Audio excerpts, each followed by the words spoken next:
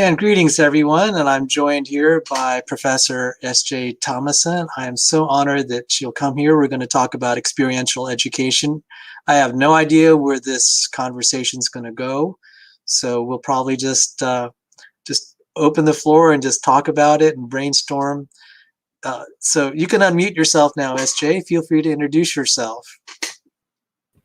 Thank you so much for having me on, Sal. This is a tremendous opportunity and pleasure to come back on your channel. I've had you on my channel, and I'm really excited about being able to spread the good news. And today, I think we'll have an interesting conversation on experiential education and maybe business and property rights and the contributions of Christianity to the world. So I'm excited.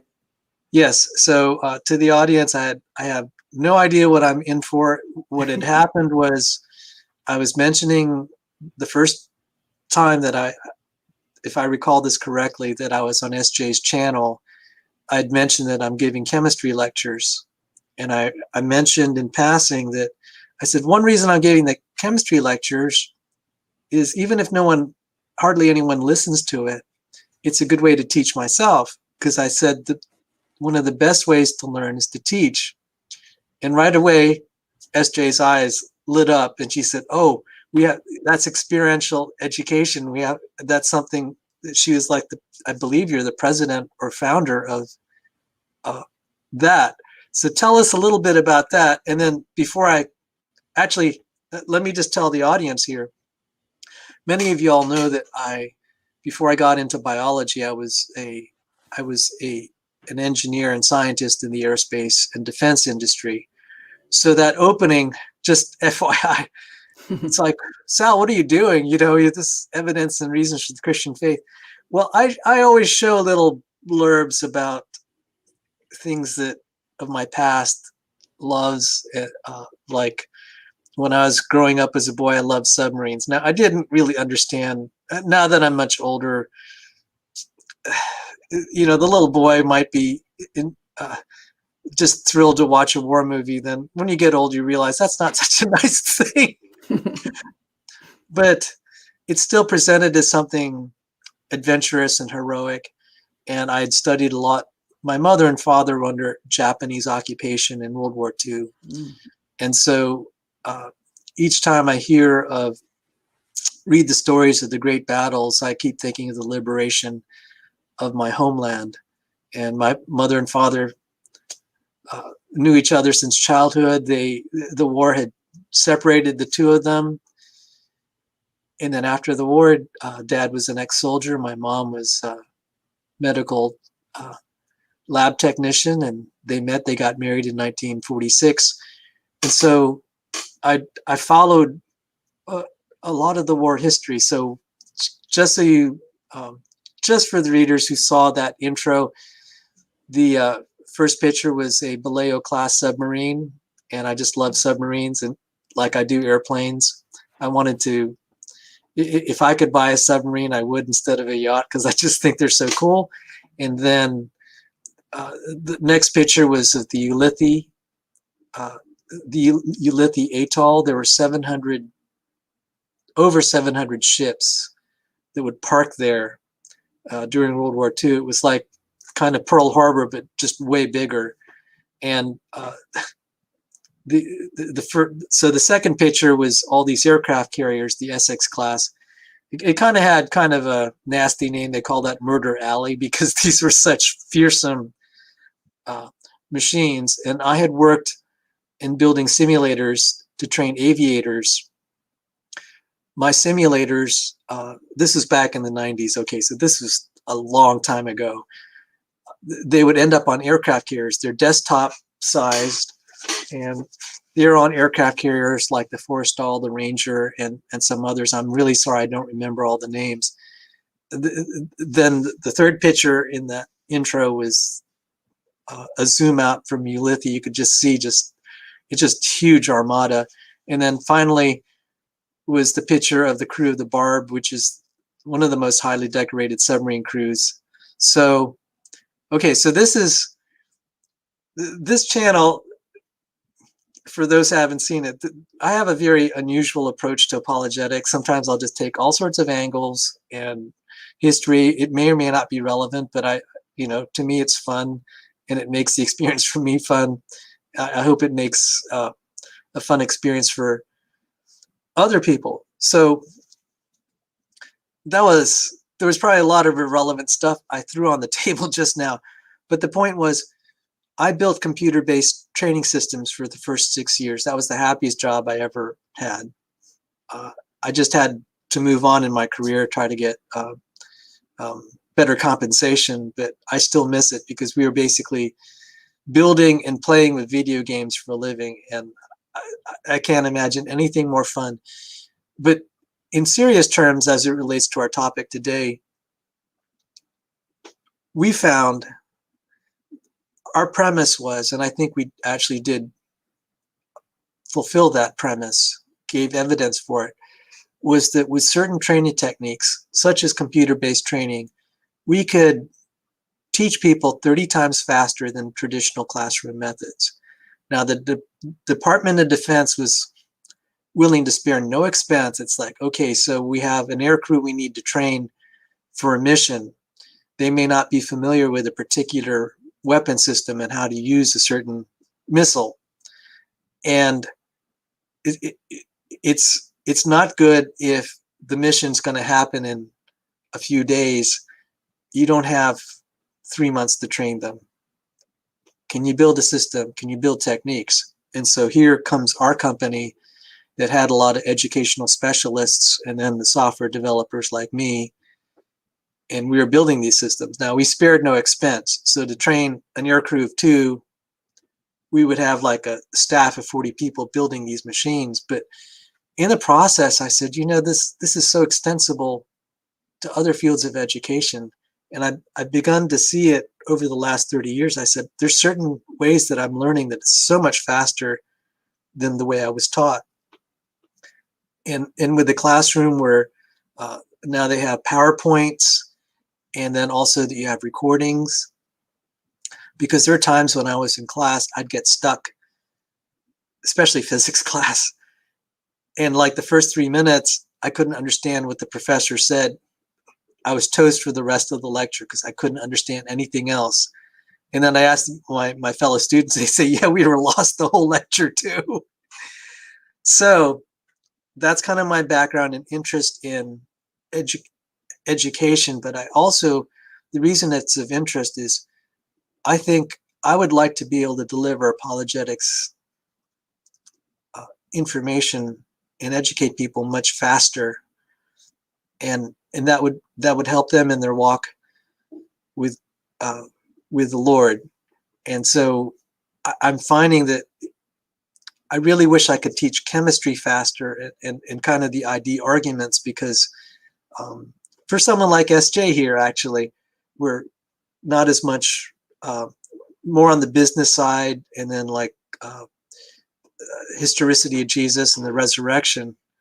And I keep thinking, boy, if I could just make a day-long course and make it really effective, that'd be great. And I think I want to have out-of-the-box methods rather than just reading books and attending lectures. So that's the long intro for my interest in this. SJ, if you have any thoughts. I do. I have a lot of thoughts, because I'm thinking, well, first I want to clarify just what my role's been in the experiential realm. I've served right now I'm considered a former past president of the National Society for Experiential Education. And that society's been around since 1971. And so we're coming up on our 50-year anniversary conference, actually, in Orlando. It's going to be held at the end of September. We hold a conference, as I mentioned, annual, so it's every year. And I served as a president. I stepped down from that role as past president, because first you're president, then you're past president for a certain term. And I just stepped down last October after my term was up. But I really enjoyed it because I learned a lot. We have an experiential education academy where we teach people, we go through different training sessions and different workshops where you can earn a certificate in experiential education. And you focus on different areas like reflections, service learning, internships. We focus on the fundamentals and the principles of experiential education. But one of the big things, I think, kind of coming back to what you were saying, is people do not remember that much of what they hear. And so if you're going to be the sage on the stage or the lecture-based deliverer, you have to remember that they're probably only going to remember, if you're lucky, about 30% of what you say. And so we have to make sure that we get them involved. And so they say you can tell them one thing, but you need to show them, like what Mark Twain said. You can tell people something in a book, but you really have to show them for them to learn. And so the experiential idea is, let's get them involved in outcomes-based and learning-based, learning-centered learning. And so get students involved in that. And so we involve them in the classroom doing lots of cases and role plays and all sorts of different exercises, because we want them to feel like they're engaged and they're part of it, because otherwise they might as well just bring their pillow and tune out. So that's my relatively short answer. That's sobering when you said if you give a lecture, they retain very little. And that is actually, in the experience, that's why we built these simulators, because we could tell, the tradition, again, I'm just relating to my experience training aviators. Of course, I knew nothing about aviation. I would actually have to have a trained, a pilot instructor, a flight instructor say, okay, Salvador, this is what we have to teach. You build the simulator like this. So it used to be they would have these huge manuals that tell them how to set up their airplane and fly it to use this missile system. And I can imagine you're just lecturing them and having them read, but they learned it quickly when they had when they had the simulator that had the buttons and things and switches. It said, and then the computer would say, you pressed the wrong button. It would grade them. It would analyze their performance. And so when they were able to actually fly simulated missions, they learned so quickly. It's like, this is how you do it, and they go click, click, click, click, click. And I found that I don't know quite how to translate that to learning chemistry or biology, but if we can do that and make them do something that is using their hands and doing something that's coordinated, because I actually found I learned math that way, because we can, now that we have cut and paste, I learned that I was able to do, when I did the cut and paste and I'd color parts of the equations and I'd move the colors around, I began to learn it so much better. Mm-hmm. So maybe you could give some anecdotes where you've seen, do you have, I presume you've seen some really great studies on how it's improved learning. I know it's kind of hard to have a formal study conducted to see, comparing a traditional mode of education versus experiential education, but if you have any statistics, I'd be interested. Well, I can first say some of the things that you're saying, the idea of bringing the colors in. I'll bring up a few stories that I know. A lot of students these days in the high schools and the grade schools are learning with color. And so what they're doing is a lot of them are highlighting different areas of their text as far as what level of knowledge that they have on that area, whether it's green, red, or yellow. And so kind of like a stoplight, and whether they need to keep doing it. And so I co-authored a Business 101 textbook. I've got a couple of textbooks, but that's one of the ones I co-authored with some other people. And we were working with McGraw-Hill, and they had color memory things in each of the areas in the textbook, so students could code out what they knew and what they needed to go back to. And so students got used to that color, and those who had learned especially visually really benefited from that, because some people, like me, I'm actually a visual learner, and so that was something that was really helpful. But also, just to add another thing, is David Kolb's learning theory. He talks a lot about how you have this concrete experience, then you reflect on it, then you do abstract conceptualizations, like you think about how that experience fits in with your past and what your current level of knowledge is, and then you go out and test it. And that's the whole learning theory. And he looked at what is most effective for different types of learners. And I found in my classroom, if I give students first the exercise, then I give them the concepts, versus most professors give you first the concepts, then the exercise. but you give them first the exercise and the concept, I found that the retention is way better because they're wondering what is this exercise about? What are we trying to get out of this? And at the end, you explain it to them. And that's been really effective. And so there's all these different ways to teach students, but like you're saying, you want to involve them as much as possible. Do we have any statistics or studies in this? I do have studies, but a lot of them are, I don't have statistics right off the top of my head that I can think of right away. I've seen anyway, a lot of.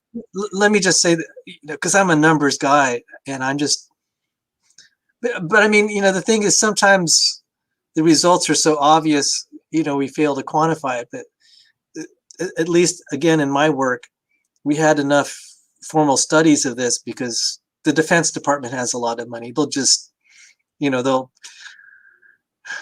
they have histories of like making $200,000 coffee pots that are on airplanes. So they were analyzing everything. To train pilots, they'd spend several million. They'd probably in today's dollars, maybe $12 million to train one pilot. So they spare no expense. So we actually did have statistics. So whereas I can understand, maybe for private industry, it's like, yeah, they don't have that kind of money to throw. Well, we do have the kind of statistics we would use is whether or not learning outcomes were achieved. And so in each class you set learning outcomes, and you have to go through, at least in the colleges of business, you have to go through an assurance of learning process. And so we would have it laid out in our syllabus, say 5 learning outcomes, and then we'd have questions in each of our tests or in each of our writings or anything that we require of the students where we could assess whether or not the students achieve the learning outcomes. And so we can show, there have been a lot of studies that have shown that experiential deliveries enhance learning outcomes in journals like the Journal of Experiential Education. And so we know that the students are learning more if they're doing hands-on, and that's shown through the student learning outcomes achieved. And so I do have that. I don't have the exact percentages, but I do have that. Well, it's just in my nature to be. I like that too. I agree with you. That I'm very meticulous. It's like I accept it, but I want to hear all the. It drives some people crazy because I'm very, very detailed oriented, and so this actually also relates to a project that just kind of was conceived of only this Sunday on July 4th at a July 4th picnic. I was talking to homeschool parents. I was asking around because I'm very concerned about what's going on in the public schools and then homeschool education.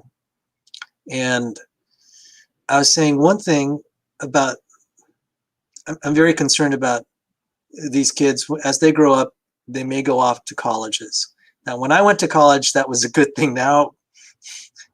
Nowadays, I have a lot of trepidation about encouraging people to go to college. So, people who know me, I spent a lot of time in school, and I don't regret it in the discipline that I was in, which were technical STEM fields. But I was saying to the homeschool parents, I said, there's a lot that these kids, if they go off to college or actually anywhere, to be able to deal with culture, because they'll be, we are concerned about the youth losing their faith. And I said, I said, there's a lot we can teach them about Christianity as you're giving them lessons. So like if you're teaching history or mathematics or physics or chemistry. And they said, that's a great idea. And I said, it's the ideal time to teach them about Christianity when you're teaching them all these other subjects. You just have to figure out how to incorporate. You don't have to overhaul your curriculum. And so the homeschool parents were very enthused about that. And the reason I said that, even though without any proof, it's like, okay, I look at my journey in apologetics. It's when I studied the math, the chemistry, and the history, that led me back to the Christian faith. And I said, if you could just, it's like when you said that C.S. Lewis quote about reading too carefully, maybe you could share it with the readers since you know it. You're the one who introduced me to it. Yeah, an atheist can never be too careful of, or no, a sound atheist can never be too careful of his reading. It's like, Yes. and I completely agree with that. I think they might want to stay away from C.S. Lewis's books or J. Warner Wallace's, or definitely William Lane Craig. That one, he might put him over the edge. We could go into some of those.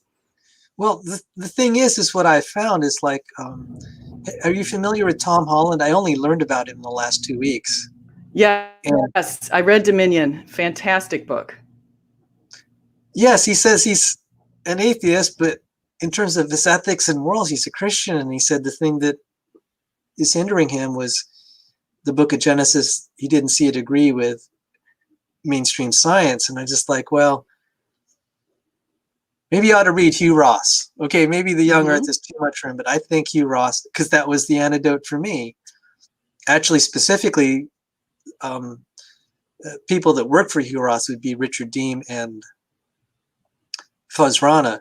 Now, okay, Young Earth creationists, I know, please don't hate on me for me recommending Hugh Ross. You know, I'm on your side, but I think, I think there's some things you could talk about without having to bring the age of the earth, maybe the design of life. So stuff like Michael Behe, and even, that my favorite, I'm talking to my viewers here, my favorite ID book is Stairway to Life by Change Tan and Rob Stadler. So,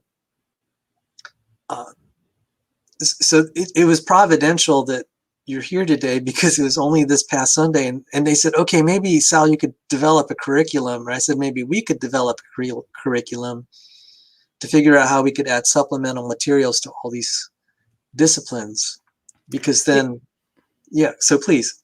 Yeah, no, I just wanted to add to your Tom Holland comment, because he has a very thick book called Dominion, and Dominion is a fascinating book where Tom decided, as a historian, he was going to go back and take an honest approach and look at what Christianity has done, if anything, for society. And he went all the way back into the Roman Empire, and he started digging around, and he thought that he had admired the Roman soldiers and the Greek way of life and the Roman way of life and sort of the brutality of all of that. He thought was fascinating when he was a kid, and he just thought that that was the kind of culture that we should aspire to. And as he dug a little bit deeper, he realized that these people are just horrific. They had horrible morals back then. They didn't take care of poor people. They only elevated wealthy people. If you were considered poor, you were considered scorned by God. They used to leave little babies out to what they called expose them when they just didn't want to take care of them, and especially if they were women. And so women and little girls, children like that, were given second-class citizenship.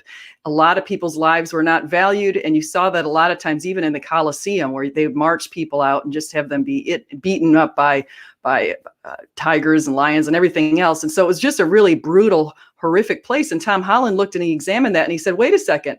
He realized that Christianity really turned the tables on all of that, because suddenly Jesus came out and said, let the meek inherit the world. And the meek, all the really good things that he said about meek. And a lot of people say, well, meek, what is meek? Well, he said, meekness is not weakness, but restrained power. And so Jesus was our exemplar of moral restrained power because of all he had, but then he shared with the poor and the least among us. And Tom Holland examined how he influenced all of these early Christians to go through and to give back and to create hospitals and educational facilities and universities, eventually Ivy League universities and those great universities in England also. And so he looked at this whole pattern over the centuries, and he realized, wait a second, Christianity's been a net positive in a number of major ways. And he even said, I happily now identify as a Christian, because he realized some of the great values, property rights and individualism that that Christianity facilitated. And this idea that we're all equal we should be given equal opportunities, and we're equally valued, and life is valuable, and liberty and justice and all those kind of things are really coming from Christianity. And so when you take our society and you compare with societies that haven't embraced Christianity quite as much over the 2,000 years, and you go back to, say, the Muslim societies, you can see where women are still treated as sort of half citizens. I mean, in Saudi Arabia, they just got the right to drive a car a few years ago. And you can also go back to even China and places where you can see that property rights aren't necessarily granted to to people very evenly. You're definitely coming out of a communist society. The property rights were taken away. And so you also realize if people wanted to seize your property in places like China, they do that much more easily because, again, the government is considered, the collective is more valuable than the individual. And so we could go on about that, but I love this kind of stuff because it's so fascinating.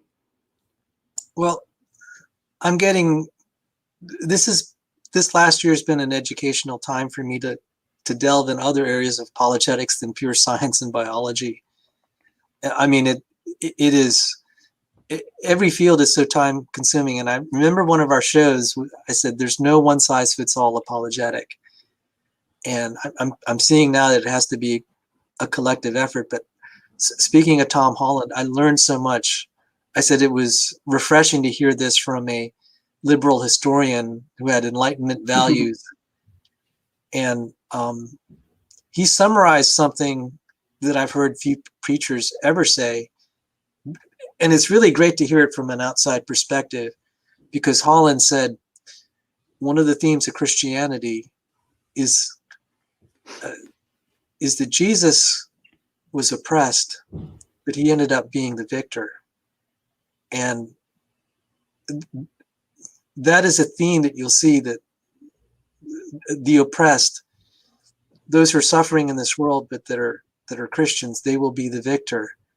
And he said that it began to be unnerving for him that he always felt that everything's going to work out for the good. That's an inherently Christian theme, that no matter how bad it gets, it's going to be for the better. And he said, you see the angst now as we've lost our Christian roots. That's why there's a lot of rage. And he did have a comment on the Black Lives Matter movement. At first, when he was talking about it, I said, no, you can't be in favor of that. But he said it had the Christian themes of the oppressed, but you see that rage because it's not anchored. You could see that anxiety, that they have no faith that the oppressed will actually win in the end. But that Christian theme, Christ on the cross, and I was just like, wow, that was pretty insightful. I said, come to think of it, I never thought of it that way. That's the antidote for nihilism. You actually have hope. That's something that, and I could see why that was unsettling. He said, when I began to think about it, he said, why, on what basis do I think humanity will eventually be redeemed? He said, from an Enlightenment, his atheist views, it's like, well, there's no basis for that. Yeah. And I found that, yeah. Oh, I agree with you. And I think what's going on today, and I've talked to other people who think the same way, but a lot of people are wondering which group has the moral high ground. And historically, Christians have had the moral high ground over especially ancient pagans and people who embraced kind of horrific sexual acts that were just something that God would not consider natural, like having sex with animals, etc. I mean, I won't get into that, but there was a lot of stuff that the pagans were doing that and including running these coliseums that the Christians got them to get away from. And so if we keep coming into current history, people are saying, well, the Christians are this, the Christians are that. But really, if we look at it, the Christians are the ones who embrace this idea of the weak will inherit the earth, individualism, all are created in the image of God. That's really important to remember. And the last one that's super important to remember is just this idea that the weak, that Jesus he's came here to help the sinners and to redeem us. And so a lot of people say, well, Christianity is this terrible thing, but who is their God? Who are they appreciating when they're trying to say if we should call somebody out for doing something wrong? Who are they going to? And they're claiming the moral high ground because they say that we're not valuing equality. But of course, we brought this idea of equality into everything, equality of opportunities, though. We have to make this really clear, not equality of outcomes. And the last thing just with BLM is the family unit. Jesus always said it was really important. Man, woman, child. There's this really important family unit. And the Black Lives Matter group has been trying to dismantle that, which is not going to help society. Yes. So I have to mention, occasionally my computer will just spontaneously break. If it does, I have a backup system here. And because I'm going to bring something up. So sometimes when I bring up a new page on a browser, my computer will shut down. If it shuts down, I have my backup. And the show will continue. My camera will be off, and it'll take about 5 minutes to restart my main computer. Since we're, for those who've joined us a little late, we're talking about experiential learning and how it can be applied to apologetics. I mentioned that my background in training aviators, we found we could train them 30 times faster using alternative methods in standard classroom. And I'm very interested in being able to teach chemistry and biology much faster. It'll help. I'm just realizing now why this conversation could be really important. What if we could get the homeschoolers to find even faster methods of learning science and history, et cetera, through experiential learning and conceptualize things. And SJ was the past president of, what was the name of the organization? Oh, National Society for Experiential Education. Yes, National Society for Experiential Education. And because, looking back at my life, it's like, there's so many things I could have learned so much faster. I'm just like, man, I missed out on so much. So this will be a benefit, helping people learn in general, but then especially apologetics, because it's not taught in churches. Sadly, to this day, have they ever invited you to teach apologetics in your church? No, they haven't. And unfortunately, it's been coronavirus sort of put my whole church into a little bit of a hiatus this past year, but we're starting to get things back to normal the last few months. And so that'd be something interesting. I'd welcome that, actually. I have taught Sunday school, though. I can't say that. I have taught Sunday school, younger kids. Well, for what it's worth, it's been an uphill battle for those of us in trying to teach evidence reasons for the Christian faith and apologetics. Especially the larger the church, the more resistance, and it just doesn't fit their business model. I found that it has to be probably kind of on the side and through angles you wouldn't expect. And so now I'm looking at the homeschools, and I've gotten a very receptive welcome from homeschool parents concerned about raising their children in the faith. It's like, okay, so this is great, because the leadership in churches, it's been, unfortunately, my experience is not very enthusiastic about apologetics. I think one of the reasons is this is, for many of them, it's so out of the box and non-traditional, and you're actually using ideas outside of the Bible to help defend the Bible. So something like Tom Holland might be a little bit too much. Something like trying to talk about origin of life and chemistry and physics. When I was at McLean Bible Church, just talking to people, telling them what I do, I got all these strange looks. It's like, what, you're using biology and genetics to prove the genealogy of Christ and things in the Bible. I'm just like, okay, in our group, that's not so outrageous, but to the typical churchgoer, it's a little bit much. But then I found these homeschool parents, especially the mothers that are bringing up their kids, it's like, yeah, you can use what you're teaching to help them, to raise them up in Christianity. They became enthusiastic. So the reason I said we might, if we have a failure here, I wanted to run an idea by you as far as experiential education. So let me see if I could find it. If you have something to, if you have some thoughts while I try to dig this up. Yeah. So we'll have our experiential education exercise right here. I do. Well, I wanted to say, I did wanted to add a couple things, because there's a few things that we have discovered in experiential that lead to better learning, and one of them, and retention. And one of the big things is having people exercise before. They actually discovered that if K through 12 kids get gym in their first class, they're better able to take tests, and they perform better in later classes.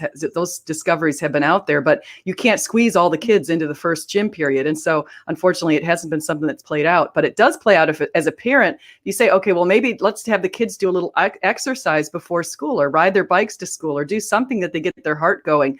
That can help them retain information. And so there's little things like that. And another really important thing for people teaching in a classroom that's integrating what David Kolb has found is the idea of reflection. So for example, one of the things that we do at my school is we pair our MBA students with professional coaches and community leaders. And students meet with them 3 times a semester. And after each meeting, they have to fill out this structured reflection paper where they describe the experience, they evaluate and articulate exactly what happened, and then they apply the learning to their own life. And so they follow this, what they call the deal method. And we found that a lot of the learning comes from those reflections. And that's what David Kolb has said. And so as an instructor or a homeschool parent, it'd be a great idea just maybe at the end of each day to have your student write down on a piece of paper or type it into the computer. What did they learn? How are they going to apply that? How can they use that? And so that tends to help cement the learning, and it helps that whole process. I'm embarrassed to say this. I've heard some of the things you've said before, and I'm embarrassed to say I've not been applying it, and I'm forgetting so many things now. And so this has actually been a good discussion for my own personal edification. Well, one of the things I've got 3 little books going. They're all mini books because I separated out 3 ideas. I wanted to take my politics away from my religion and put them into 3 separate categories of books. And so I think what's been helpful is as I learned things through a year and I learned stuff with apologetics, I try to add it to my little books. And it's to help my own learning and to kind of firm it all up and put it together. And I think that those little diaries and books that you record or journals, those are really helpful for people for learning. Okay, so all right, since I couldn't have picked a better person than the past president of was it National Society of Yeah, you could just say NSEE, so National Society for Experiential Education. So the National NSEE. Society Experiential. Yeah, they're a great group. Help me out. Okay, so we're going to try to, it's funny when, stuff that ends up being textbook, you're like, how did that start? Because you're just fumbling around. And I'm in a situation where this is a new approach, but I'm seeing the need. So let me throw it at you here. This is a deconversion story that I heard, and it's on Reddit, and I'm sorry it's going to be long, but I was thinking, okay, this is not really to teach the kids. This is to teach the mothers to think, what are they going to say if they're encountering this situation? Because because sometimes what I found is in the homeschool environment, sometimes the kids are a little bit too afraid, understandably so, to confess that they're having doubts or they're struggling in these areas. They want to please, they want to give the right answer, and then they go off to school, and then they're in an environment where they could finally confess it, and then after one semester they go, they're like, how do I tell my parents I don't believe? Mm-hmm. And I don't quite know how to deal with that myself. I'm hoping the homeschool parents, my role, because I'm not a parent, is really to try to objectively gather what they believe has been effective in raising their kids, and what are their goals. The most I think. Oh, please. Oh, sorry. I was just thinking, when we talk about sending them off to school, and you and I kind of touched on this a little bit, but when we talk about sending them off to college, right now the media, and this includes all the media, a lot of times have been painting colleges with a really broad brush, trying to pretend that all colleges, all departments are just these horrible people who are going to lead their kids astray. And coming from a college of business where most people would be professing believers, and coming from other colleges, and you have the same sorts of things, the divide, I've seen studies that have shown that it depends on what discipline you're in as far as the kinds of professors and the kind of teaching that you'll be receiving. And also, now that we know from Ron DeSantis here in Florida, it depends on the state. So if you're in Florida right now and you're at a public university, you have to document that, and the faculty, staff, and students have to document that they're receiving learning in all areas. Like, they're getting a well-balanced learning. They're not getting tilted only to the left type learning, for example. And so if we want to know where are these leftist ideas, and I'm just going to kind of pick on the lefties here, but we want to know where are the lefty ideas coming from. They're not coming from the business schools, because any business professor worth his salt wouldn't teach anything close to communism, because we know that that's completely a failed philosophy, or socialism for that matter. And so you have to say, where is this stuff coming from? Well, if you're a parent, you say, maybe the major in the arts, the humanities, the social sciences, maybe those aren't the best majors if I want my student to move ahead in some of these fields, with the exception, of course, of theology and fields like that. But I'm just pointing that out because be a little wary of that and know who are the professors teaching in those areas if you are sending your students. There's that famous story of a man who sent his daughter over to University of North Carolina and ended up learning under Bart Ehrman and decided that Christianity must be untrue because of what Bart Ehrman said. And so it's just, we see that. Well, you did mention I just wanted to say theology in a secular school, or even sadly some Christian schools. One student said he majored in religion, and they said they had some major in heresy.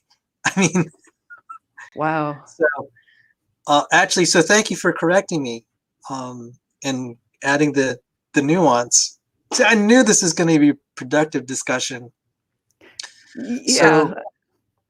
You're right. I want to say that the theology thing, that's actually an interesting point.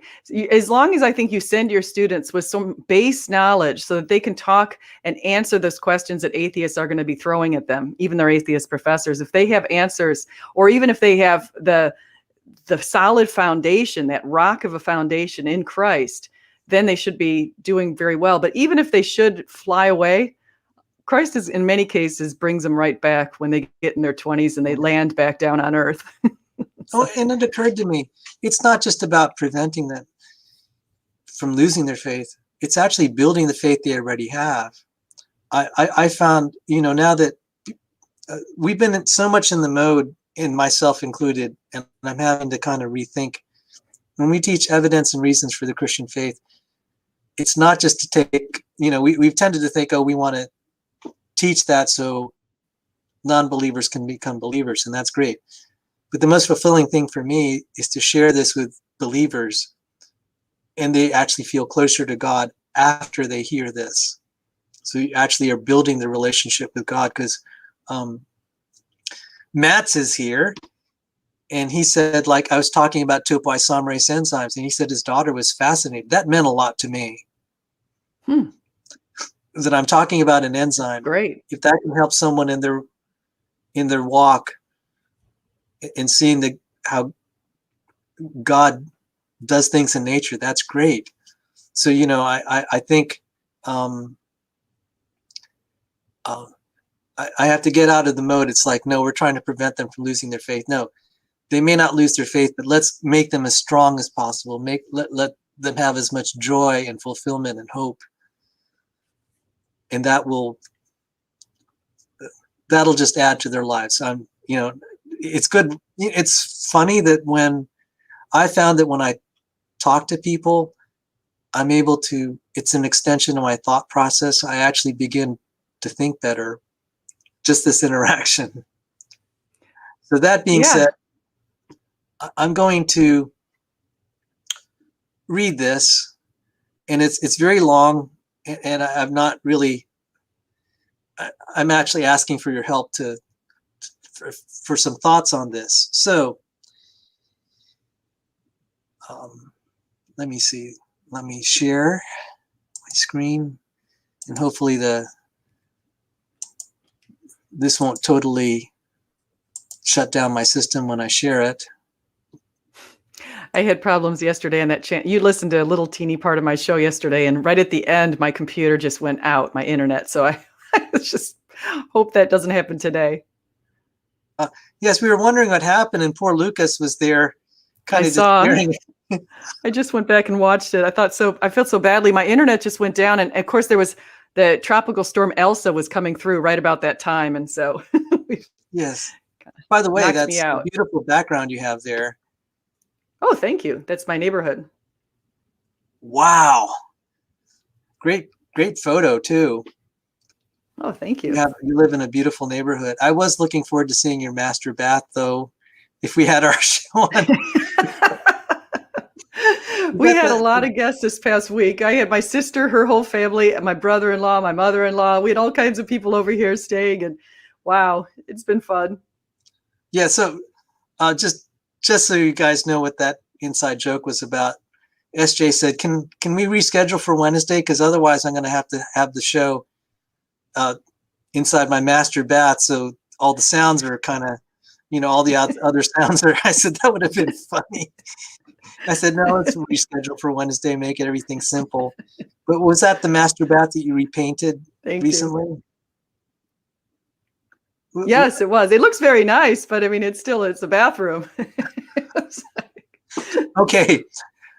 All right. So I'm going to read this, and you can see how I might want to try to form some lessons from this. And this could be something we could use to do an experiential learning exercise, because you mentioned role playing. So I'd say, okay, just think of yourself as a teacher or a homeschool parent and trying to think how to address this young lady's thoughts.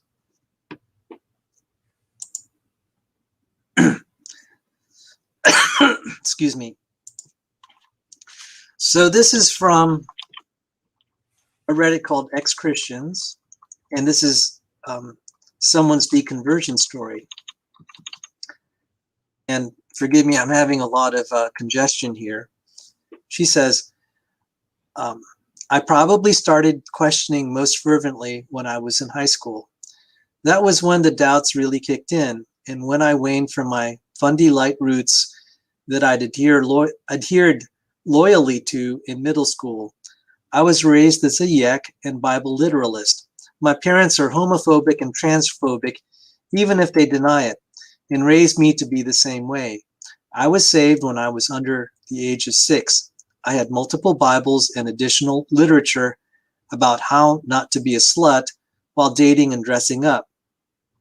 I was very involved in the church and even went to Bible study fellowship. Both churches I attended as a kid were non-denominational evangelical churches. This was just fine until 10th grade. Then I began doubting. My main questions were small things. Why would God tell us to kill gays if he was going to change the rules later? Why not just start with the final set of rules? Doesn't that mean gay people died that didn't have to die? Why can't women do the things men can do? Why did God make us as assistants, like an afterthought to men? Why would God kill the Midianites, Amalekites, Egyptian firstborns, David and Bathsheba's son, if there was a nonviolent way to change things? Why couldn't female slaves go free after 7 years, but male slaves can? Why is menstruation dirty? I was pointed to some apologetics, but eventually I found problems with those too. Around my senior year of high school, I'd become a liberal, lukewarm kind of non-practicing Christian, no longer homophobic, transphobic. I was a feminist and pro-choice, and I accepted evolution, but I was also fed up with going to church. It was dull. I didn't like it. So one day, not thinking anything of it, I told my mom I didn't want to attend anymore. I was 18 years old. That was a big mistake. She asked me why, and I told her. She wasn't having it. She told me that I most certainly would be going to church. I refused, and said she was being unfair. She then told me I'd lose privileges, phone, car, and seeing friends, TV time, general screen time. When I told her she was punishing me for not going to church, she denied it. Later that evening, she told my dad. He laughed at me and told me while I was under his roof, I was under his rules, and I would most certainly be attending church. End of story. How my parents treated me made me angry. I was an adult woman, young, but still an adult. They didn't respect me. They used their financial power to twist my arm and make me comply. I think this was a pretty major catalyst for me. This really started the ball rolling because once I was resentful, my interest in learning grew exponentially. Later, I realized that I couldn't sit in the I don't know about the Christian God box and really dove into looking at stuff, even though I had a feeling I'd come out a non-believer. In college, I'd start watching videos about Jehovah's Witnesses, who I didn't like very much because they were abusive. Then I discovered channels that covered Quiverful and other cults. I couldn't get enough. I realized that I could see parallels between what the cult survivors were saying and my own religion. Shortly after the church fiasco, I fell into atheist YouTube through the Girl Defined Sucks portal and began searching out ex-Christian deconversion stories. That's how I found this subreddit, actually. The day it happened, I was sitting on my bed, listening to evidence videos about the Old Testament. I was shocked to find out they were likely polytheistic and that Moses wasn't a real problem. Combined with all the ex-Christian and other atheist witchy content, I'd consumed. It felt like something snapped in that moment. The historicity of the New Testament was dependent on the Old Testament. The Old Testament was full of wild and unbelievable things, along with things that were easily proven to be false. The literal interpretation of the Bible was so warped it wasn't funny.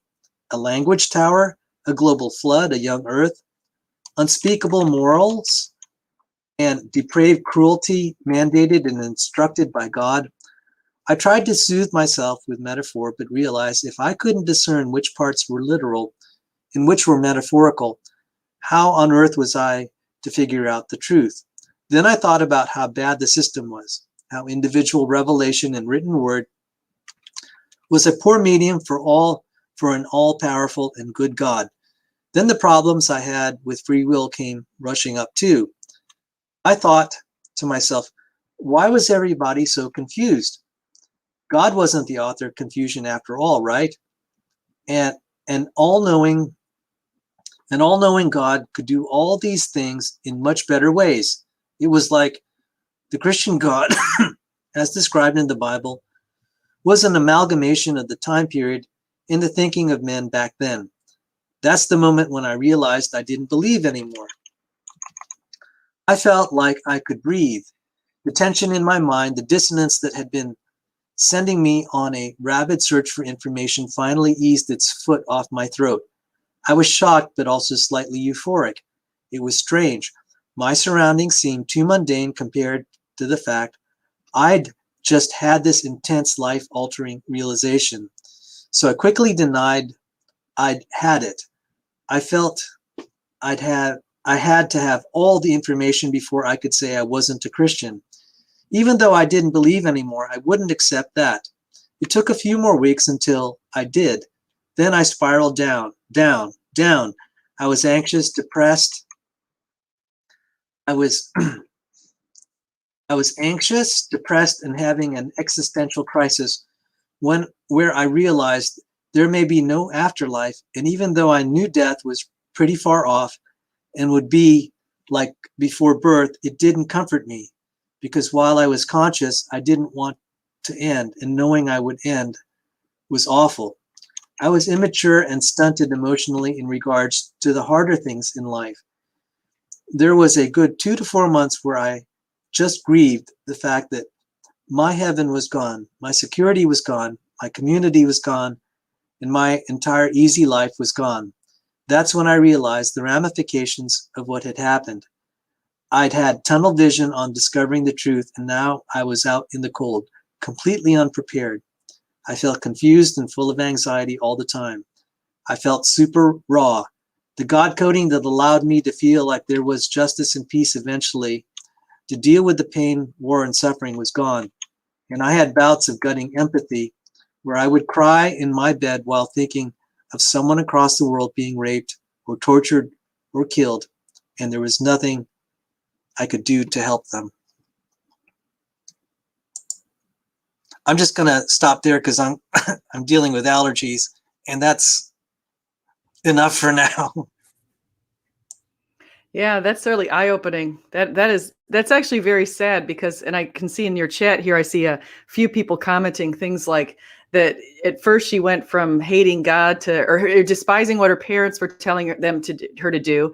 She didn't want to follow their rules in the house, and she felt like she was sort of in the moral high ground in certain ways. And so then she decides to kind of pick apart the Bible with what to me seems like a very low level understanding of it, which is really unfortunate. She doesn't seem to have any sort of deeper understanding of a lot of the different stories in the Bible and the Old Testament and its true purpose. And then she moves into this anti-God idea. But the interesting thing that you brought in there is by the end, it seems that she's understanding that atheism really gives her nothing. There's just like Richard Dawkins said, no meaning, no purpose, just pitiless indifference. It's nothing. You're just a clump of cells. You have no moral value, no worth. It's only an illusion that you think a human life is of any value at all, because if we're just mere clumps of cells here on this planet, the third rock from the sun in this galaxy that's somewhere in the universe where nobody, somewhere in this huge universe, then we mean nothing. And so we just have these illusions of grandeur when we're not supposed to. And so the whole idea with Christianity and Jesus and everything else is everything's explained through Christianity in such a beautiful way. Even the evils in the world are explained. Well, as I was reading that, I said, okay, we were talking about homeschool curriculum. And I'm just like, okay, no curriculum's going to fix everyone's problems. Mm-hmm. And there's certainly issues with the heart. So we could see all the rebellion and whatever. I said, okay, so what are reasonable expectations that we could expect with our apologetics? And just like, yeah, in the scheme of things, Lord, you really need a special touch on lives like that. We can't expect to teach. We can't lecture people out of all of those problems. We can maybe address a few things, and maybe we can at least reassure the parents. And the reason this story, it might be surprising, the story resonated with me, not so much kind of the teenage girl stuff, but when I had my crisis of faith, I was already had been a junior scientist and then senior engineer. So I was out of that, I wasn't worried about having my TV time cut off or my phone privileges or car. But that list that she rattled off, I'm just like, okay, it may not have been exactly mine, but it had the same spirit. I'm just like, Lord, this is hard. And I'd say only in like the last 2 years that I have a good answer for David and Bathsheba's son. And that would be like, I used 1 Kings 14 for that, just for those who are wondering. And I did a show on that. One of my shows was on Jeroboam's son. A very powerful thing where God took the life of Jeroboam's son, but God actually, one of the few times God explained the reason why was that he actually was trying to spare the son from seeing all the evil that was going to happen. It was because something was pleasing in the son. God took that child's life. And I was like, that's interesting. And it says to live as Christ, to die as gain. That resolved the problem with David and Bathsheba's son. And I got to tell you, for like 40 years in the church, I never got a satisfying answer. No one had ever taught me the story of Jeroboam. It was just because of my regular reading, that story just leaped out at me. I'm like, oh my goodness, why wasn't I taught that more? Because that explains a lot of other passages in the Bible. And you had a gentleman on your channel that was trying to talk about the Old Testament and like the Amalekites. I forgot, he was a scholar.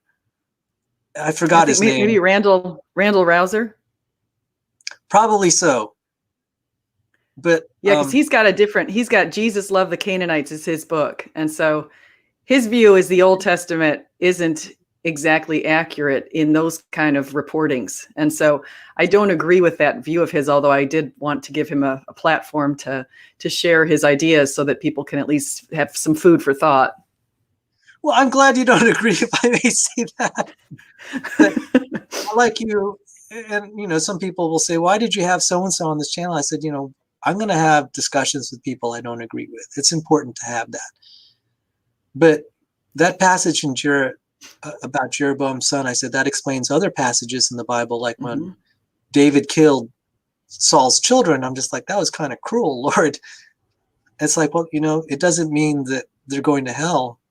That could be a merciful thing, and logical, plausible, probable actually said, sometimes that's an act of mercy when the Lord takes someone home. And yeah. I mean, if you look at the way I look at the whole Canaanites thing, and I know that Randall Rouser doesn't agree with this, but Paul Copan does, and Paul wrote that book, Is God a Moral Monster? But if you look at, number one, you have to remember, one of our big premises in Christianity is that we go to heaven, and heaven is heavenly. It's paradise. And so when God spares people certain disaster or horrific upbringing or something really terrible that he knows would be in their future if he allowed them to remain on this earth, that's God's sovereignty, his choice. And so he decided that those young Canaanites, anyone who might have died in war or anything like that, he decided that they are going to be, if they're innocent, like babies or something like that, they're now with him in paradise. And so he spared them of those kind of lifestyles where babies were burned in the arms of Baal, and the people were buried and sacrificed just to have better crops. I mean, some of the stuff they did back then was just downright awful. Yeah, and that didn't even occur to me about, the baby being burned for Baal. So going back then to this,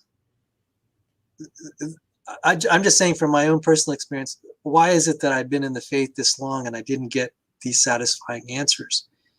One of the things that happens is if a Christian says something, especially a pastor, and it's not really a good answer, you usually don't criticize them and say that really wasn't satisfying.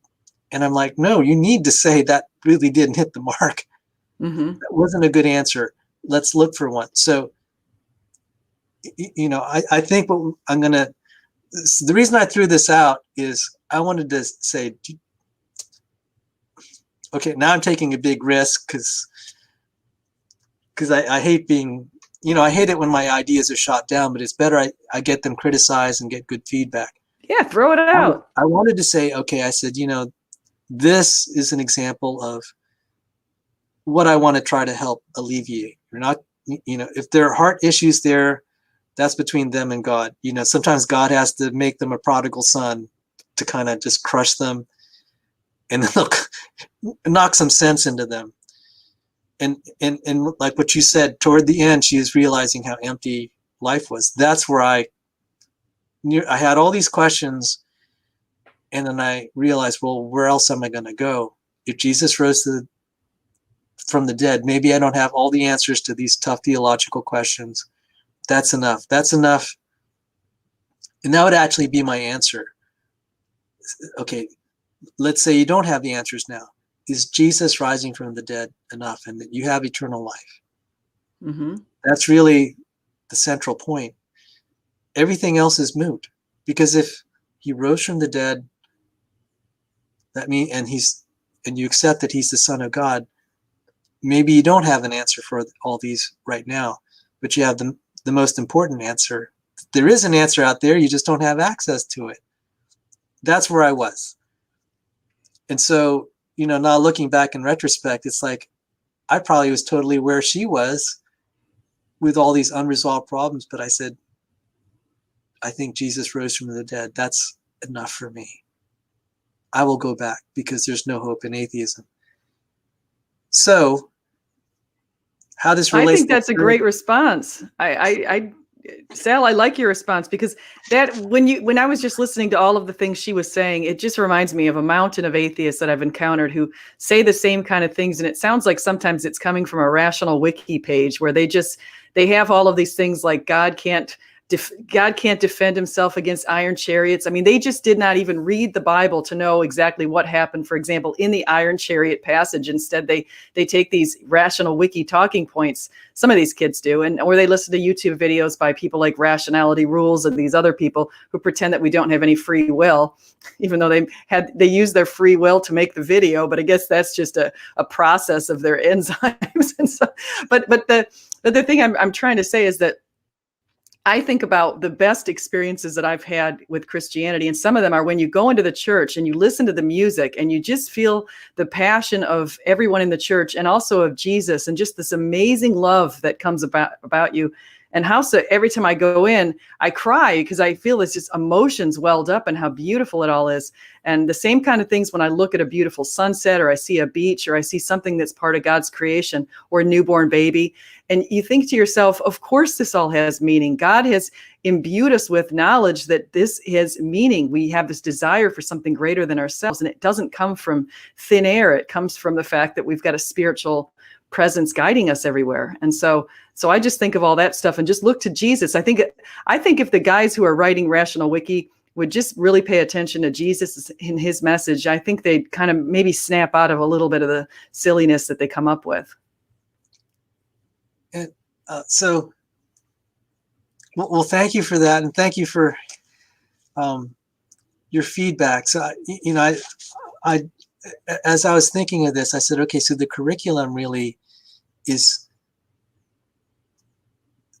we're going to try to point to creation and to the historicity of Jesus. Mm-hmm. That'll, because actually trying to go for every little question, you're just going to get bogged down and get distracted. In debates, we call those red herrings, and that's, that might center the curriculum then. But I could just then say an example. These are the things that someone might wrestle with, even someone that's, she's obviously kind of hostile to the faith, and I could see that. And plus, she had some teenage rebellion issues. Mm-hmm. But in terms of teaching, we could at least equip them with something that if they're wrestling with some of these things, we can just kind of reassure them, say there is an answer. If Jesus is risen from the dead, you focus on that. And I got to tell you something interesting. This past Friday, we had someone who runs a counter creation website. He goes by the handle Dapper Dino. Oh yeah, I've seen that. And he's been on Modern Day Debate. You actually may have seen me debate him. That's probably how we met. Yeah, I think it was. And he came on the channel, and I said, I'm really intrigued because you have a reputation of being a non-Christian or an atheist. And he said, well, I'm not. He said, I'm not going to talk about. I have my beliefs, but I'm not. For the sake of YouTube, for his YouTube audience, he doesn't talk about that. He tries to focus on science and history. And I said, I was very intrigued because you seem to be also calling out atheists like Richard Carrier for their views on the historicity of Jesus. And he said, yeah, Carrier's a hack. I'm like, now you've really got my attention, because you and I were on opposite sides of a debate, but you're actually saying, if I'm hearing you right, you're saying Jesus is a historic figure. And he went on 2 hours, and he built the case all the way from, our current Bibles to time of Constantine, to the church fathers, to the apostles, to Jesus. And he said at the end, I said, okay, so, I could tell that the people in the side chat some of them have a lot of hostility toward you, but maybe you can just set them straight. Do you believe Jesus is a historical figure? He said, yes. Yes. If you do what Richard Carrier does and say Jesus is a myth, then Abraham Lincoln was a myth, Charlemagne was a myth, Charles Montel was a myth. And I was just like, oh my goodness, I can't believe I'm hearing this from you. And he said, and he went one step further. He said, I also think the apostles believe Jesus rose from the dead. That's well established. What you make of that? I'm just like, well, you've made a better argument than I ever have for the historicity of Jesus Christ. And there's someone here that visits Mr. Jetty, gave some, he goes by the handle Mr. Jetty 889, and he introduced me some of the works of Tim McGrew. So I was thinking, why isn't this taught in homeschool curriculums? And because I started asking some of the kids, I said, what are you studying? They said Shakespeare. And I was like, well, that's all well and fine, but how about the, because they're studying the classics. I said, how about you learn about the church fathers, at least from a historical standpoint? You don't have to necessarily agree and read their theology. You just have to know who they were and what time they existed, what geographic location, because as you do that, you're going to be able to see then how we can establish that Jesus is real. And that was very helpful to me. Mm-hmm. Yeah, I want to build off that a little bit, because one thing I'm thinking about this woman's writing that you just read to us, and I'm thinking about the answers that you're getting from the person, Diaper Dano or whatever his name is, Dapper Dino. It's I'm thinking. Dapper. Now the creationists call him Diaper. Okay, that's very derisional. But it's I didn't supposed mean to be. call him that. I couldn't remember what you said as his name. Sorry. No, that's what the creationists call. I don't call him that out of respect. I Yeah, call no, him Dapper Dino. I should have said So that. But I'm I just just wanted trying to say. defend you there. I know where you got the diaper one. It's from like Standing for Oh, I Truth. didn't even That's shoot. yeah. Oh, sorry. So, Well, let me. yeah. Okay. Let me just say something really quickly. A lot of times you have to ask them what, number one, whatever is, I would sit down with a student like that, the girl who wrote all this stuff. And I'd say, why don't you go ahead and list your 5 objections, the things in the Bible that you find are what you would consider the strongest contradictions or objections or issues that you have. Write down 5 of them. And then look at those 5 things and find out, okay, is this a science question? Is this a history matter? What are the assumptions that you have in this question? Like, for example, I encountered an atheist who said, I really don't believe that there's accuracy in the accounts of Judas Iscariot's hanging. So Judas hanged himself. In one passage, it says he hanged himself and he died of being hung, or hanged, I should say. And in another passage, it says he fell headlong. And so this person said, there's no way you can reconcile that. And I thought, well, of course, if he hanged himself and then eventually he fell, then he could have rolled down a hill or something like that, or a cliff, and fell headlong. But this person had assumptions that, number one, it couldn't have been on a cliff. Number two, the person had to be hanged by the neck. Number three, instead of by the foot or something. And there were all kinds of assumptions born into this that aren't actually in the Bible. And so those are the kind of things I think that people would say. Like one of the ones you read with this young woman was, Moses didn't exist. I say, well, what are your assumptions that Moses didn't exist? And how did the Jewish people come up with a Passover celebration in the absence of Moses in that entire history? How do you make that happen?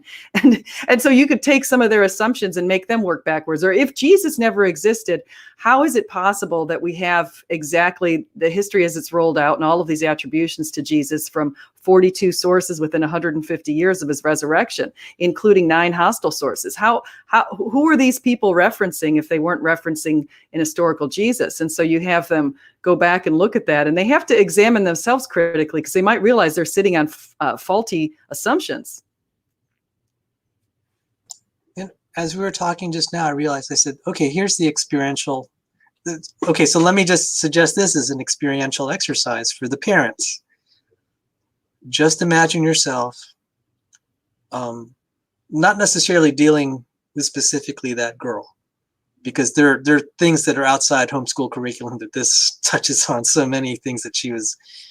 But let's say that you had a child that encountered a girl like this, and then they raise all these questions. The exercise then is, how would you try to deal with this? Is it perfectly okay that in an experiential exercise you don't know how to do something? Will that at least help focus them on what they might want to study? I don't know. How could we make an experiential exercise out of something like that? Or if you could find better material, that's even better. I would sit them down and say, okay, you make the arguments for and against. So make the person put the arguments down. Here's the arguments for Moses' existence, for example, and then the arguments against, and have them put those all together and then follow each of those arguments through to its logical end.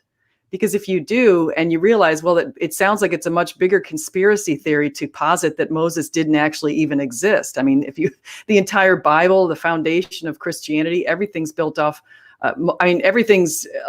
Moses' existence in the Passover is a major reason why Jesus was also the Passover lamb. And so looking at that critical foundation, that critical area right there, is pretty important. But you make the person say, okay, how are you going to play that all out?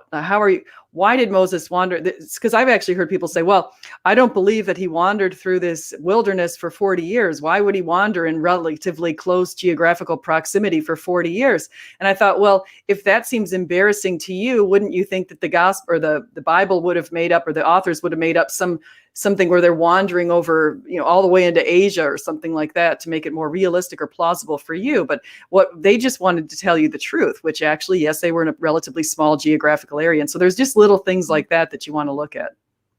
It just occurred to me that I had a small private apologetics group because the wide open public internet's just kind of such a hostile environment. And so we had this. One of the women in the group said, let's do role playing. And I'm realizing, and when we had some of that, where I'd show some of my debates, they found that very helpful. And so we could have the homeschool parents at least go through some role playing. Yeah. Where okay, maybe not, just, what I'm going to do is I'm going to collect I need feedback from them to say, okay, that was a helpful exercise, or that one really didn't help me. And I will tally that. If it helped them to if they feel it helped them to be more effective teachers, then I know that's a good role-playing exercise. So we're just going to have to tinker around, because now we're writing the textbook. Yes. You're writing a textbook in home for what? Which Well, topic? I'm saying figuratively speaking. Okay. We're creating the curriculum, because I was just thinking then, how would you, because they're really basic questions. And I think I'm going to survey, actually I should be a little bit methodical and actually ask the homeschool parents, how comfortable do you feel answering these questions? Do you feel you can make a case for Christ? Practice it. They may have watched Lee Strobel's Case for Christ, read the book, but I guess for experiential education, it's one thing to read the book, it's another to articulate its main points. And I found that out on Friday. It's like I read all this stuff, but I couldn't do what Dapper Dino did so eloquently and just be able to make the case extemporaneously for 2 hours. I was like, wow, that would be wonderful. And then also we could do that for any number of questions, and we'll just see where it goes. So maybe what I have to do is just kind of take inventory and say, this is a group project. I'm not here to say this is how to do it. We actually have to discover what works best, and then take inventory of and build the repertoire of experiential exercises for the parents to help reassure them, because some of them are saying, I need to learn some of this. Well, a lot of it, going back to what you're pointing out with Lee Strobel and you're pointing out with some of the other apologists, one of the greatest ways to help people learn, and maybe even Dapper Dino thought about this kind of thing, or maybe it was in the back of his mind, but what Lee Strobel did in his Case for Christ and in some of his other books is he identifies easy ways or cognitive shortcuts, or what they call heuristics, on ways to learn something. So, for example, he referenced the E's. So he said he looked at things like eyewitness accounts. He said embarrassing testimony, and I think he had 5 or 6 E's. I'm forgetting all of them right now, but I haven't even looked at that book in, gosh, probably since 2012 or something. So I need to go back and see that book. But he referenced all of these E's, and it just made it easier to remember if they're relatively recent in your mind, that if you think of these easier ways that people can remember things in lists and things like that, a lot of times then when you're up in something like Dapper Dino, I just going to call him DD. If you're up with someone like DD, he's probably got some easier ways to remember it. And so I look at the early experiences of the apostles, for example. That was a big one. Eyewitness accounts. A lot of people try to deny that there were eyewitness accounts, but we know that Matthew and John, for example, were eyewitnesses. People traveled with the eyewitnesses like Luke, and Paul says he himself was an eyewitness. And we could go on and on with those kind of things. But we've got enough evidence to give us a really good case. Oh, and empty tomb is another one now that I think about it. So empty tomb, early accounts, eyewitness accounts. Anyway, so there's a lot of good things that people, if you really want to know the truth. And that's the other thing. this thing, even when you said your own experience, a lot of times it's your emotional experiences that might lead you away from Christianity. But the interesting thing is you're not going to get back necessarily by the logical reasoning. You're going to come back to Christianity a lot of times in the same way you left, through that emotional door. Yes. Yes. Very simply, the atheist had such a gloomy picture for humanity. I said, if you're right, that's sad. But if you guys are wrong and there's a God and Jesus rose from the dead, I want that. Mm-hmm. And I've often said, we take risks for what we love. And business people know this. You take risks. You may not have all the answers. You're going to take a risk because you value it and the possible outcome. And I was like, well, this is an easy bet. I have nothing to lose by going back to Christianity, because, and that was the emotional spark. I said, that's enough motivation. Now I get it. There's some atheists that will cling to their atheism because they have to change their lifestyle.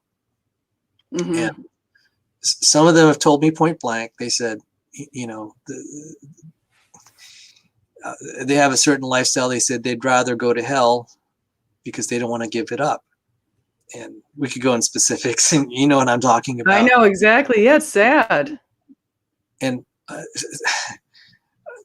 thankfully, I have a lot of problems like any other human being in my life. Thankfully, I didn't have that hang up holding me back. It's like, I really just wanted to I wanted to have hope. I wanted to have hope. And that's a drove. So when you talked about the emotions, so I'm glad you're pointing that out, because, and people are actually articulating it more. A lot of them will say, even if you had all the proof, they'd rather serve Satan. I said, okay, that's a whole nother problem that a homeschool curriculum is not going to solve. Right.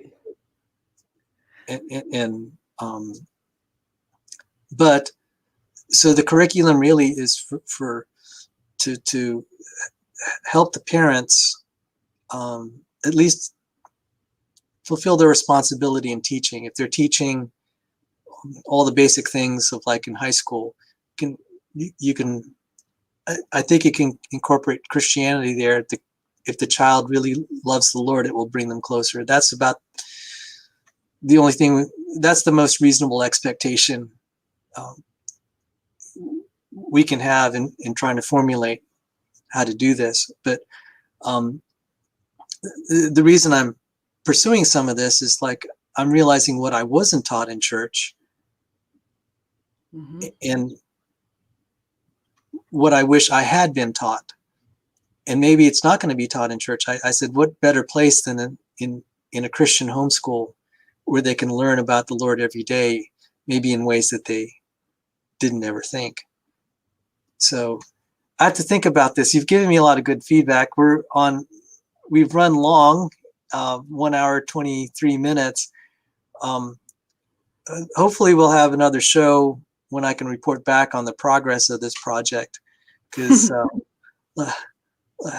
like a lot of new things, you just kind of fumble around until it gets better, and then when you see what worked, you begin to codify. But this all dropped on my lap this past Sunday, so yeah, that's great. And it dropped in your lap because you met homeschoolers through the church? Yes, we had a July 4th picnic. And so even though I knew these people, it's different when you can just kind of, in a very relaxed atmosphere rather than the lobby of a church, just talk about stuff. Mm-hmm.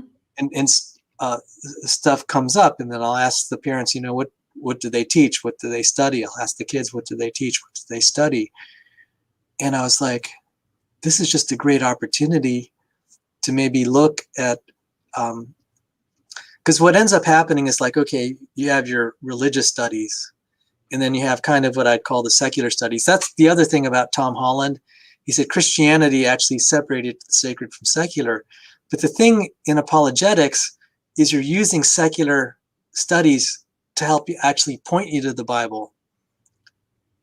So even though they're separate, so like a secular study, for example, would be chemistry and physics and biology, but it can actually point you to the Bible. Mm-hmm. And then if you study history and archaeology, it can be taught in a secular context, but it'll actually point you to the Bible. Whereas right now they're kind of decoupled. You have just like your Bible studies and then your secular studies, but it's like, well, your secular studies are actually, that I found we had in a year and a half time in my private apologetics group, we had like 170 meetings. Wow. Because we were meeting twice a week. We couldn't get enough. And I realized what sparked their interest in the Bible was the secular studies. But if you just put it in a different context, it they begin to say, oh, wow, now that we're studying biology from a design perspective, we're seeing it points to God. Now, when we look at history, it points to God. When we look at the issue of capitalism and socialism, it points to God. And it's like wherever you look, there's something there. It's just like what C.S. Lewis said: you can't read too carefully if you want to remain a sound atheist. I've got a couple of good ones to bring in from business and cross-cultural studies too. Can I add those? Yeah, please. If you wanted to say something right now.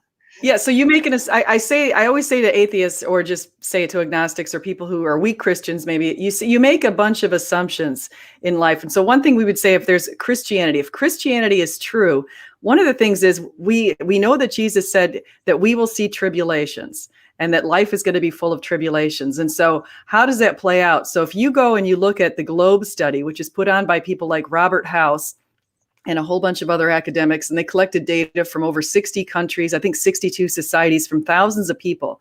And they found that the places where people have the highest levels of suffering, so the places with the lowest maternal life expectancy, the lowest levels of infants living, all of the different sorts of things, these factors that you would look at indicating poverty, the places with the highest levels of suffering, and many times they're in Africa, and also there's even Ireland as one example, which is kind of interesting. But places that tend to have that also tend to have the highest levels of what they call humane orientation, which is another way to say benevolence, and a combination of benevolence, which is caring for the in-group, and also of universalism, which is caring for the out-group, or strangers, or people on the planet, or the environment, or animals, or something like that. So people with the highest level of humane orientation tend to be in the places with the most suffering.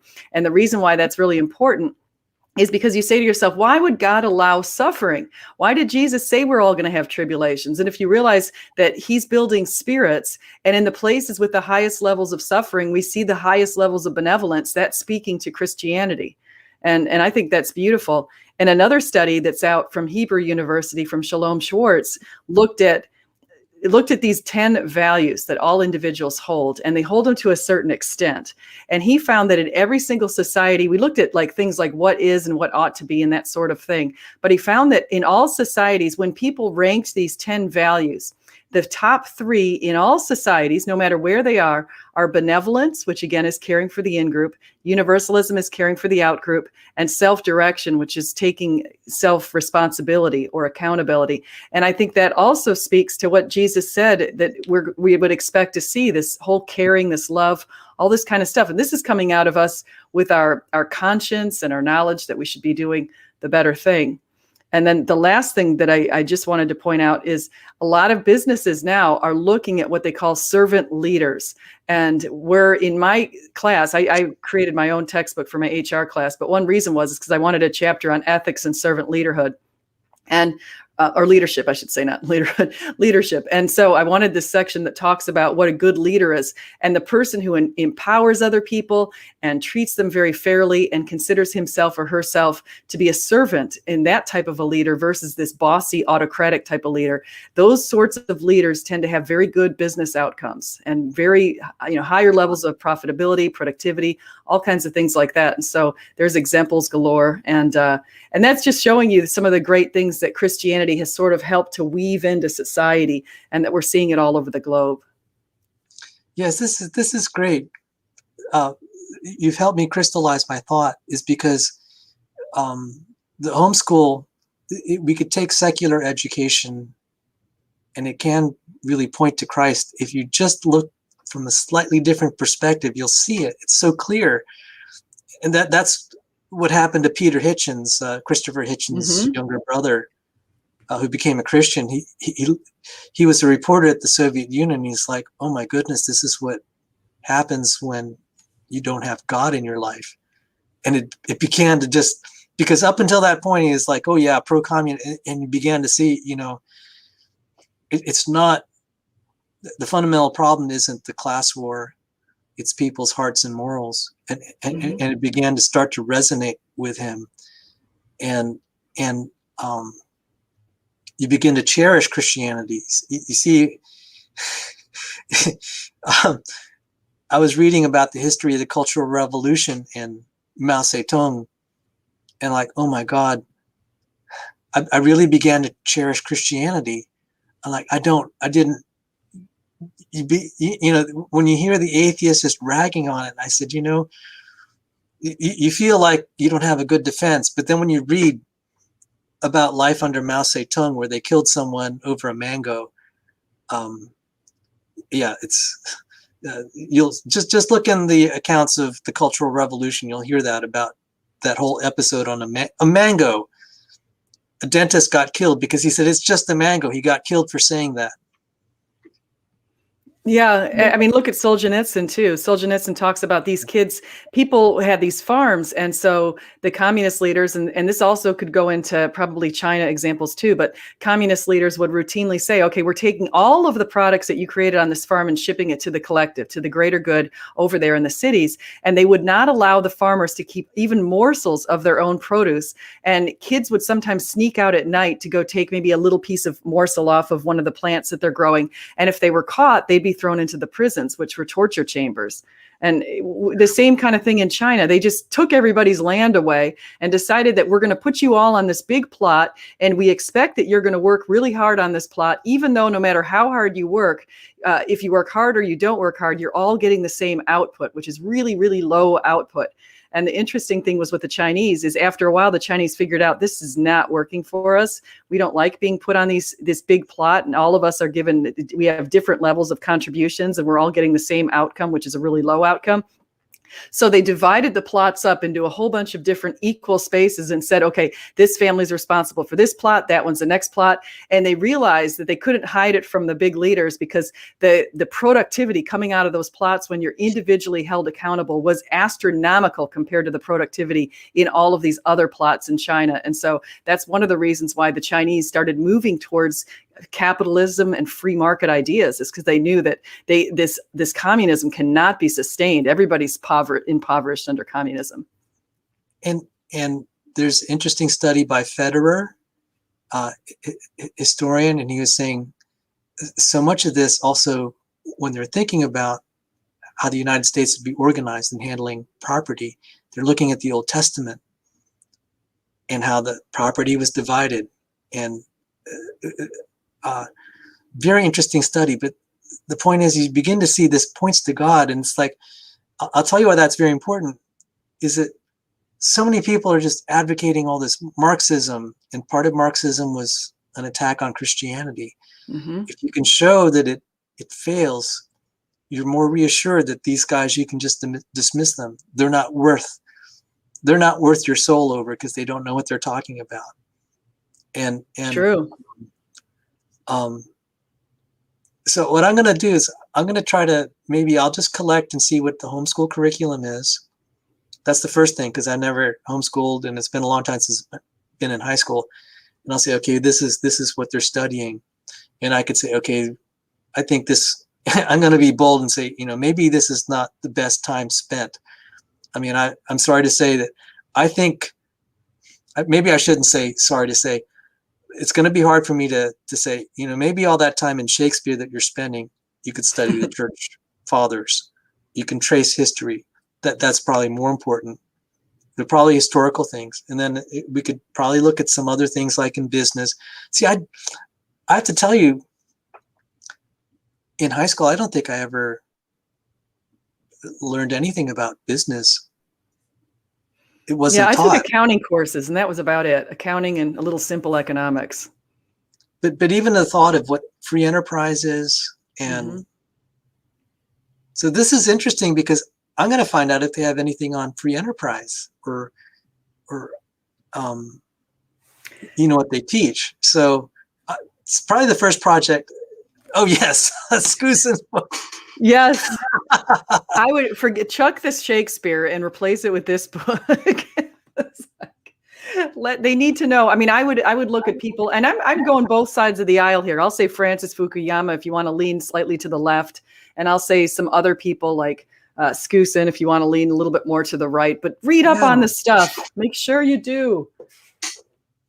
And it might be really funny that even something like fairy tales like Snow White, that I actually gave a lesson on the problem of evil, 2 Corinthians 4:17.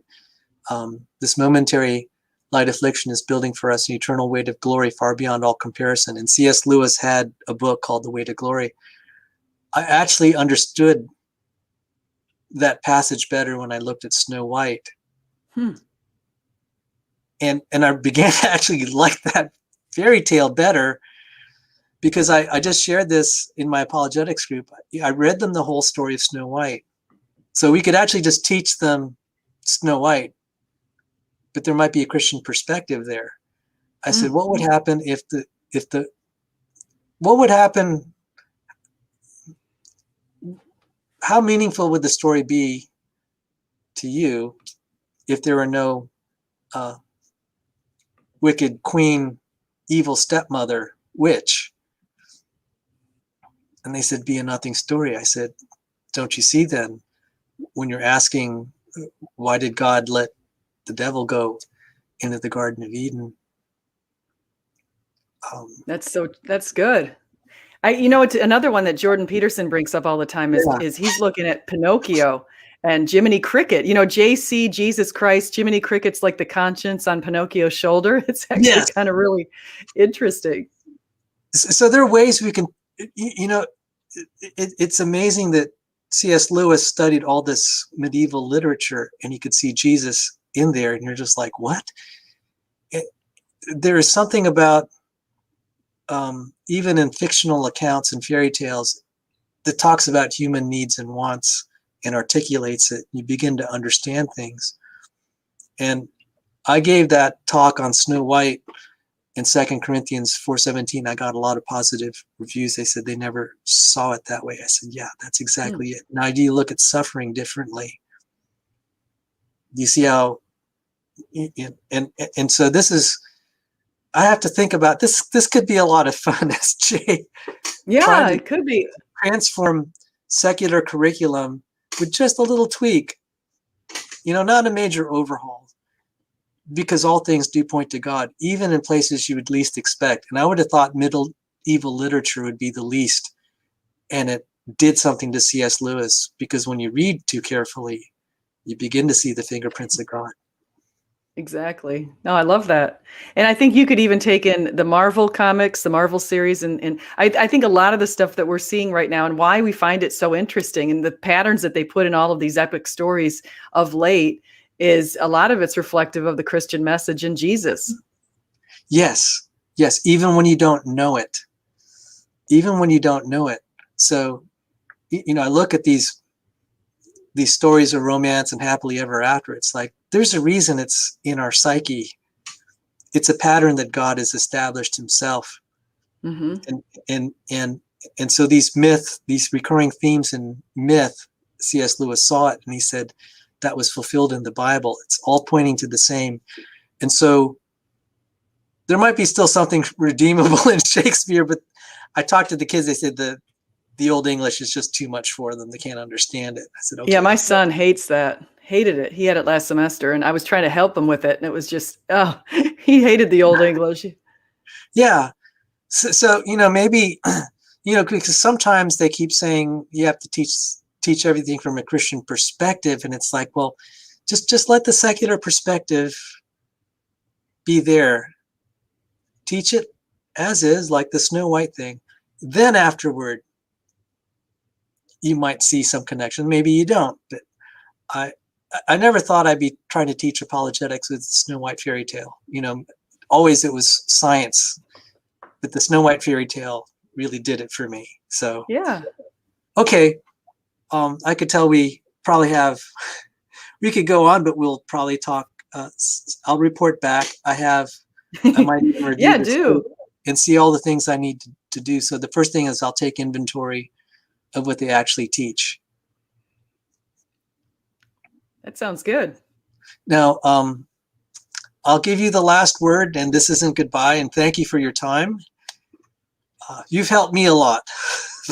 You visiting it, you've helped me a lot on this project. So it's provident that we scheduled the show even before I met with the homeschool parents. I think it's fantastic. And I think I'll just want to say I really commend what you're doing with the homeschoolers. I commend what you're doing with apologetics and trying to get the good news to everybody. And I love the fact that you look at it through a scientific lens, because that's not the lens that I look at it through. I've told you that's not an area that I've developed in my my academics at all. I haven't developed any sort of scientific knowledge. I just have a really baseline level. And so I love listening to that kind of stuff. And I think if there's any way that you can figure out a way that I can get organic chemistry or something really sophisticated in my head in a day, I'm all for it. Okay. So, I'll try good to job. create an experiential, I'll put it in terms of an experiential exercise. I think I might be able to try something with that. So this has been great. And this is reawakening something that was like 30 years ago when I was training aviators with computer-based training. I've always been eager to rekindle that, because I have a passion for finding better ways to learn things for myself, and then also to communicate and teach it. Mm-hmm. So you had a certain way that you would close your shows. Oh, I say, whether you eat, drink, or whatever you do, do it all for the glory of God. Amen. And I'd like to thank all of the guests here. I know I haven't been able to address a lot of the questions in the chat. I still, I can only acknowledge them, because you could see we're running, we've run really long today. No way we could have covered that. And plus SJ had such wonderful insights. So can you say that closing again, and we'll just say goodbye? Okay, so whether you eat, drink, or whatever you do, do it all for the glory of God. Amen. All for the glory of God. Take care, and God bless you all. Thank Have a you. good day.